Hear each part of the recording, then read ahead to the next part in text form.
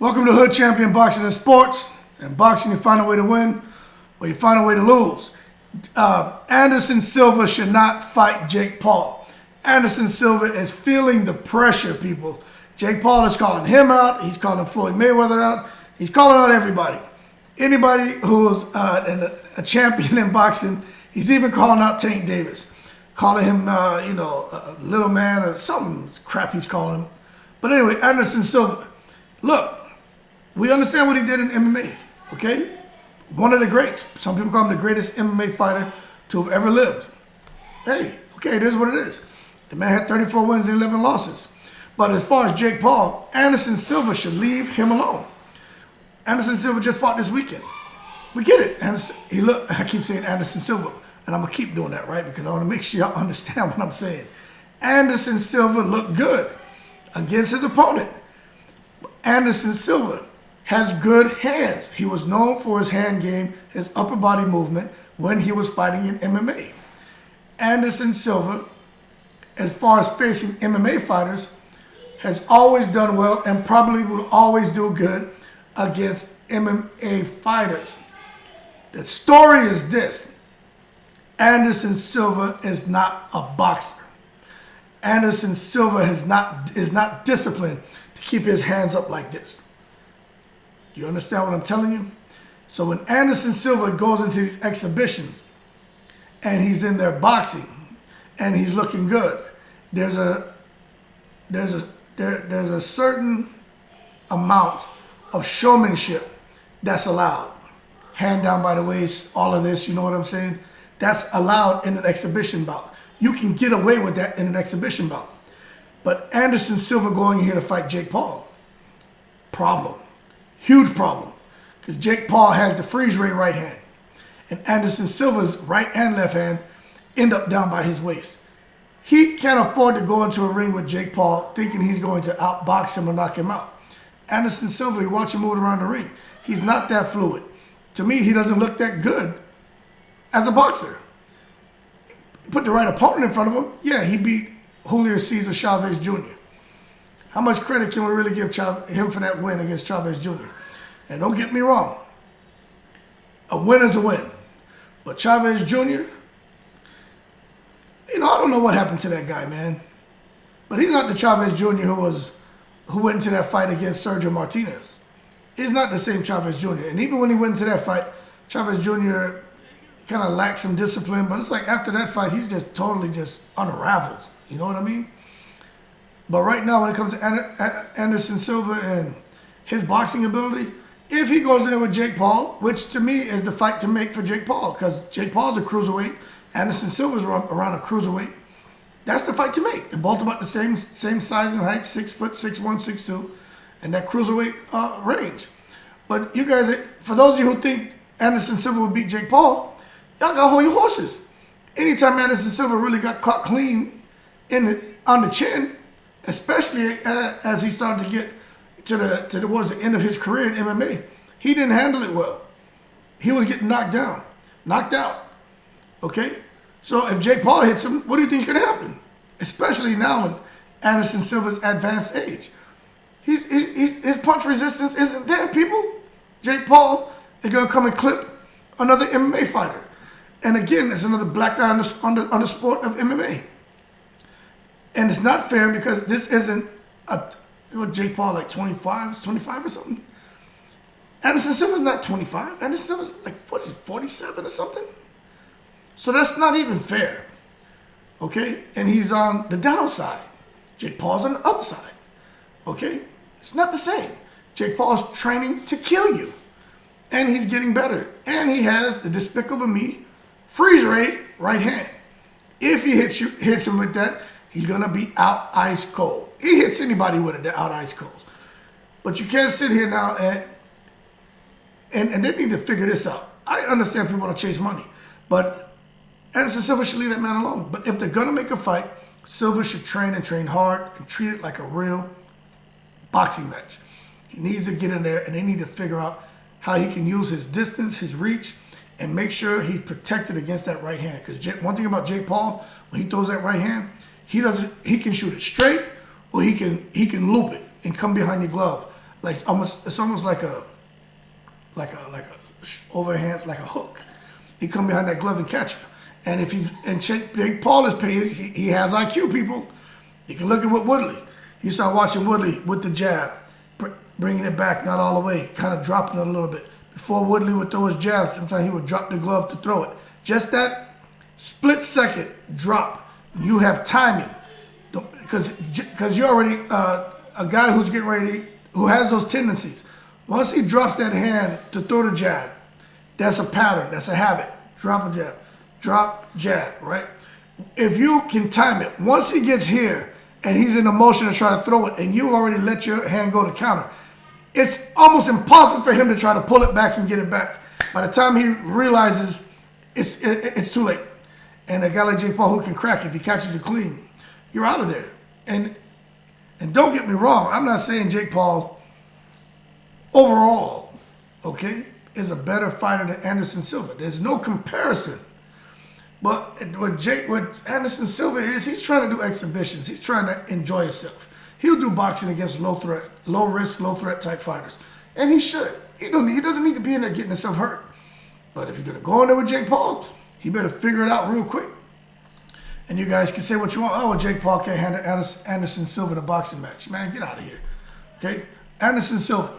We're talking about Anderson Silva, right? 47, 6'2", 185 pounds. Almost exactly identical to Jake Paul. Wins 34, 11 losses. Now, this is the thing you got to pay attention to, man. This guy here taking losses, man. You know, he got punched. He can't take shots anymore. Leg kicks. No one's going to kick him, but it is what it is. Israel Adesanya, it's a different animal. So you got to understand, you know, that loss. He wasn't going to beat him. But it was a unanimous decision. And you just look at these losses, you know, Cormier, Bisping. So, you know, the leg injury, KO from punches. So when it comes to him, it doesn't matter how far back we're going. I'm just telling you. So it actually, when you timetable it, so back around 2013, as we really started, that's when the world was shocked when he got knocked out here. That was something no one expected. But what happened? He dropped his hands, showboating, and he got his ass clipped. And that's what happens. And look at all these wins. Okay? So you go out, so 2006, so he was on a 7-year winning streak. But none of that matters anymore. It's 2022, man. Okay? It's 9 years after all this. And, you know, to come back and he had tough fights and to get a win, but look at those losses. All right? He's not the same fighter. All these losses, 2013, 15, 16, you know, and then this one win here makes him feel excited. I'm back, comes here with Israel Adesanya and gets clipped. So we got to understand why a guy like Anderson Silva is doing exhibitions now. Because he doesn't need to be in here doing this. He hasn't had any notable wins. It's almost like the same thing with Tyron Woodley. Man hadn't really had any noticeable wins, you know, and then he comes into boxing and he made a lot of money in those fights with Jake Paul, but he got damaged, especially he got damaged in that last fight. It is what it is. And I just don't want to see that happen to Anderson Silva. He doesn't need to go in there trying to prove a point and get hurt. And that's what I think is going to happen. You know, you can't defeat Father Time. And again, I did a video on Jake Paul and Floyd Mayweather. Jake Paul doesn't have any respect for these guys. And Jake Paul is out here. I'm going to say he's cherry picking, man. You know, the Tyron Woodley fight, I didn't think that was a cherry pick. I was like, oh, he's about to lose this. You almost look at the way Tyron Woodley talks and acts, and you can kind of be drawn into that and think, okay, he's a tough guy. The tough guy's going to win. That's not what happened in that fight. And Tyron Woodley definitely, he looked okay, but he didn't really look like a boxer. You know, he's still a little bit stiff, but can't take anything away from Jake Paul. He outboxed him in the first fight. Woodley lost his right to complain. Second fight, he got clipped. He knew Jake Paul had power, and that's the thing. When you're in a ring with somebody who can hit like that, you know, you have to respect it. You have to respect it, and that's what happened. He got Jake Paul. Jake Paul got his respect because he realized that the boy could hit and hit hard. And, you know, we all know what happened in the second fight. So in my opinion, when it comes to Anderson Silva, it's going to be, I think it won't even last a round. Because Jake Paul is going to come out super aggressive, super strong, and that first round, Jake's going to land something on Anderson Silva that's going to just annihilate him. I don't think that fight should happen at all. Anderson Silva's a prideful guy, extremely decent human being, beautiful family, but he's gonna get, freeze ray if Jake Paul if Jake Paul hits him with that. I'm telling you, man, that's the Despicable Me freeze ray right hand. And he's picking the right opponents. He's gonna keep putting that freeze ray on him. So they better leave Despicable Me Paul alone. He is not going to lose to these guys. If Jake Paul goes in there being foolish, again against a guy like Andrade, or foolishly try to mess with Benavidez, or foolishly try to get in with Bivol, or any real boxing 168 to 175 pounder, because those fights can be made. I just did a video on it. Jake Paul makes, that guy brings money to the table. 18, 20 million followers. If you just get 2 million of them to subscribe to your pay-per-view every time, you're doing very good. Okay, so Jake Paul can get any fight he wants. Better believe he can. But if he's foolish enough to go in there and try to fight a damn Jamal Charlo, a Benavidez, even Caleb Plant, or any of these top boxers, Jake Paul gonna get it. That's when you'll see Jake Paul get tore out the frame, and he better leave them alone. That's what I'll say.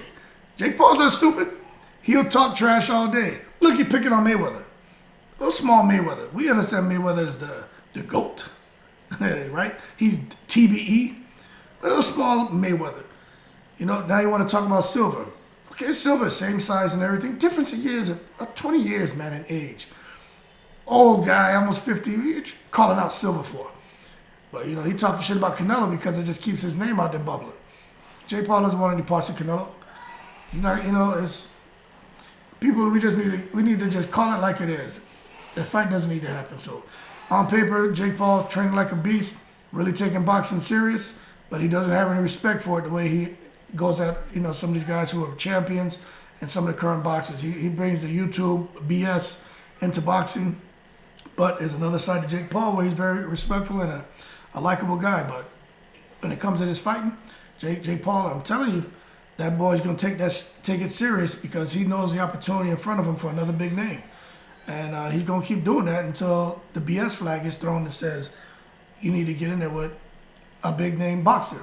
And I really think the perfect opponent for Jake Paul, as far as a boxer, is Tommy Fury, man. Like, what's going on with that?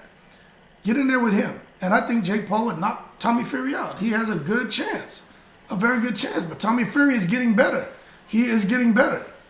Actually, that fight's like 50-50. They're both getting better. They're both probably at the same stage in their boxing careers as far as development. That is a good fight. Now, if he clips Tommy Fury, there's no going back to MMA fighters and BS fights. Now it's time to equip an up-and-coming prospect, a top up-and-coming prospect. Time to go after somebody else. And, Jake Paul's not stupid.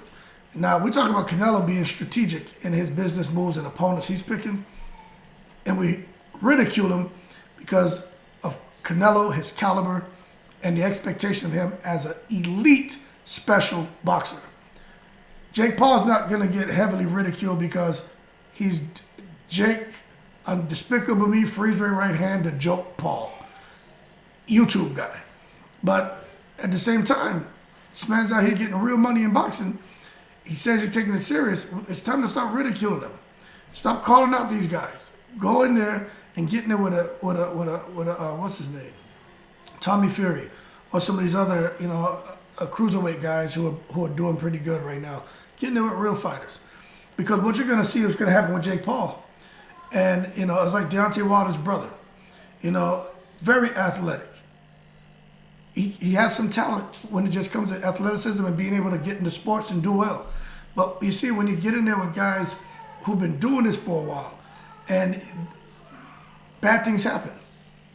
And with Jake Paul, I think that's what's going to happen. As soon as he gets in there with guys who actually been doing this for a while, bad things are going to happen, okay? It's just certain habits you just can't develop over the last 4 or 5 years that other guys have been doing this their whole life. I'm not saying you can't beat them. I'm just saying there's certain habits you just can't have. Just muscle memory, just routine from doing certain things. Even me, man, I'm out there working with my sons, and we're playing around on the heavy bag. And, I still have, when I'm hitting the heavy bag playing and showing them, I still know after I throw a shot to get my hand back. Even if I throw a hook to the body low and I'm not getting the hand back, I still remember to get it up. Body don't work like it used to, people, but you still muscle memory. You still know what to do here. Whether the body does it or not is something different. But if you haven't trained that way and through repetition, you're not going to be able to just come and just do those things. David Benavidez is someone, you watch what he did this weekend. I keep bringing his name up because what David Benavidez did this weekend was impressive. He was able to change his fighting style and be disciplined and show defense and keep his hands up. And that's amazing for me to see a guy be able to do that. But I just don't think he would have been able to do those things had he not been boxing for so long and know that these are things I need to do. Years and years and years and years of having that ingrained in you. I just don't think Jake Paul could pick that up. But again, I think Jake Paul clips Anderson Silva and any of these other guys who are on the downside. But if he gets in there with someone who's like him, who's kind of, the career's bubbling, and they're a boxer, and they're training, and they're developing, and they're right there kind of on the same level, I think Jake Paul struggles, people. But again, he's not stupid. The man made $45 million in 2021 from boxing alone. He's not going to blow that this year. So he's going to pick the right opponent. He's going to win. He may fight again at the end of the year. He's going to win. But at some point, I think the BS flag is going to need to be thrown. That being said, y'all take care, keep cool. Jake Paul, if he fights Silva, he's going to end in a vicious knockout in Jake Paul's favor. Anderson Silva should not fight him, even as an exhibition, because Jake Paul doesn't respect boxing or boxers. He's all about himself, his platform. Can't blame him. Get your money, Jake. I'm not hating on you. I actually like to see young people win. But at the same time, you made $45 million last year. Go ahead, make you another $45 or $100 million on boxing this year. But in 2023, get in there with a real fighter. You say you're a real fighter. You love boxing, you're taking it serious. You're attacking Dana White. You're attacking boxing. You're talking about pay-per-view. You're talking about women getting paid, same as men. All these things you're talking about, and that's good. You got our ears. You got our attention. But at the same time, you can't sit there and call people hypocrites for what they are or are not doing. And then you sit here now and try to cherry pick all these guys who are on the downside. Now get your ass in there with another one of them young spring chickens, man, and get busy, okay? You shouldn't be worried about it because you always have a puncher's chance because you have the freeze rate right hand. Anyway, y'all keep cool. Shout out to the veterans. I'm in the breeze.